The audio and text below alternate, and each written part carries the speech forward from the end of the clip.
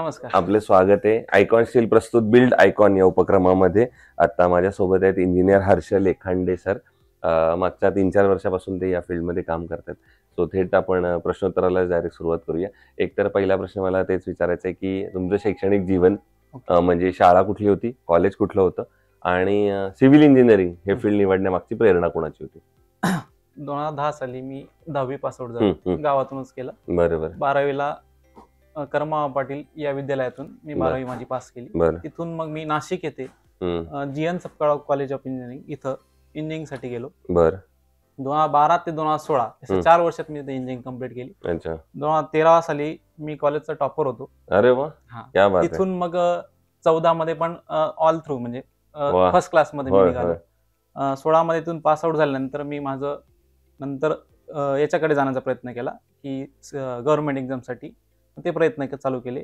तिथून मग नंतर बरेच एक्झाम दिल्या पण काही माझं झालं नाही. बरोबर. मग या फील्डकडे मी वळलो. पण मग स्वतःची कधी सुरू केलं सॅनमणी कन्सल्टंट? 18 जानेवारी 2020 साली मी चालू केलं. त्याच्या आधी मी 1 वर्ष नाशिक या ठिकाणी एका बिल्डरकडे प्रॅक्टिस केली. Very good. तिथून मग मी चालू केलं. दुसरा तर या फील्डमध्ये तुम्ही आणखीन एक बघितलं असेल ते म्हणजे अकुशल कामगार किंवा अनस्किल्ड लेबरचा पर्सेंटेज फार मोठा आहे. बरोबर. तर मग त्या अनस्किल्ड लेबर कडून काम करून घेणं कितपत धोकादायक आहे असं तुम्हाला वाटतं? तीच खूप मोठी आमच्यासाठी चॅलेंजिंग गोष्ट आहे. म्हणजे ऍक्च्युअली साईडवर काम करत असताना म्हणजे त्यांचे भरपूर प्रॉब्लेम असतात.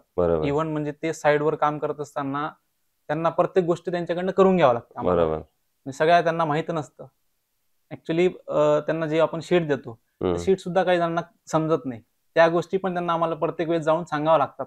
त्या गोष्टी त्यांच्याकडनं करून घ्यावं लागतात. बरोबर. ही सगळ्यात मोठी आम्हाला अडचण आहे. बरोबर आहे. दुसरं आता तुम्ही या रेसिडेन्शियल मध्ये जास्त काम करताय म्हणून विचारतो की बऱ्याचदा त्या क्लायंटचं म्हणणं असतं की माझं बजेट कमी आहे आणि तेव्हा तर तुम्हाला चांगलं क्वालिटी काम करायचं असतं. तर मग बजेट आणि क्वालिटी या दोन्हीचा कसा समतोल साधता तुम्ही? ऍक्च्युली आता बऱ्यापैकी सगळेजण मटेरियल्सच काम द्यायला लागले. ऍक्च्युली आता ती ट्रेंड चेंज झालाय. म्हणजे सगळेजण आमच्याकडे येतात की आम्हाला तुमच्याकडनं प्लॅन, डिझाईन आणि काम पण तुमच्याकडनं करायचं. बजेटमध्ये मटेरियल मध्ये आपण थोडंफार कॉम्प्रोमाइज करून म्हणजे चांगलं मटेरियल देण्याचा प्रयत्न करतो. पण घर पण चांगलं बांधून ज्या गोष्टी आपण चांगल्या असतील ते त्यांना देण्याचा प्रयत्न करतो. बरोबर.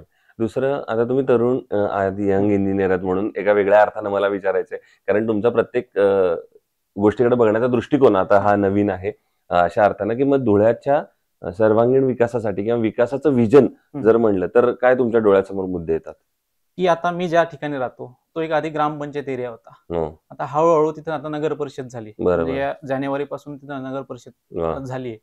तिथून आपण जर डेव्हलपमेंट केली चांगली तीच जिल्ह्याच्या विकासासाठी कामात येणार. बरोबर. म्हणजे तिथली डेव्हलपमेंट जर चांगली झाली ऑटोमॅटिक जिल्ह्याची डेव्हलपमेंट होणार. तर ती काय असेल प्रामुख्यानं? तर प्रामुख्याने तिथले जे असतील रस्ते नंतर रेसिडेन्शियल जे प्रोजेक्ट असतील ते आपण चांगले बनवण्याचा प्रयत्न करतो. बरोबर.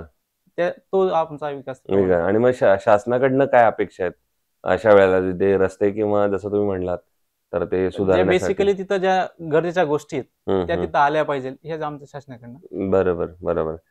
दुसरं असं आहे की तुम्ही आता रेसिडेन्शियल मध्ये जास्त काम करताय म्हणून पुन्हा एकदा विचारतो की मग चांगलं क्वालिटी कन्स्ट्रक्शन करण्यासाठी काय मुद्दे असावेत महत्वाचे लक्षात ठेवले पाहिजेत कस्टमरनं की हे असतील तर काम तुमचं चांगलं होईल?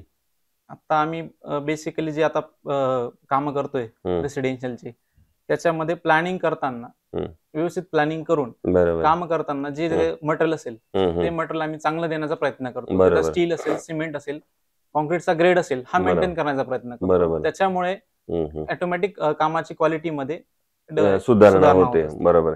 इतक्या केलेल्या आता आजवरच्या प्रोजेक्ट मधला एखादा आयकॉनिक प्रोजेक्ट सांगू शकाल का की वेगळा आहे, नवीन आहे? ऍक्च्युली आमच्याकडे जी जो नवीन आता जिथं प्लॉटिंग होते तिथे सगळे ब्लॅक कॉटन साईल आहे. तर ब्लॅक कॉटन साईल मध्ये फाउंडेशन करणं ते खूप आम्हाला चॅलेंजिंग असतं. बरोबर. त्याच्यामध्ये खाली आम्हाला पाईल फाउंडेशन किंवा मग जे एक्सकॅव्हेशन करावं लागतं ते 6 ते 7 फुटापर्यंत खाली जावं लागतं. बरोबर. तीच आमच्यासाठी मोठी चॅलेंज असते. बरोबर आहे. मग तेच पुढचं विचारणार आहे असं एखादा कुठला चॅलेंज वाला क्षण आठवतोय का, प्रसंग किंवा साईट आठवते का जिथं खरंच असं काहीतरी अडचण आली, पुढे सुचत नाहीये असं काही झालं? आम्हा एका प्रोजेक्टचे जेव्हा एक्सकॅव्हेशन केलं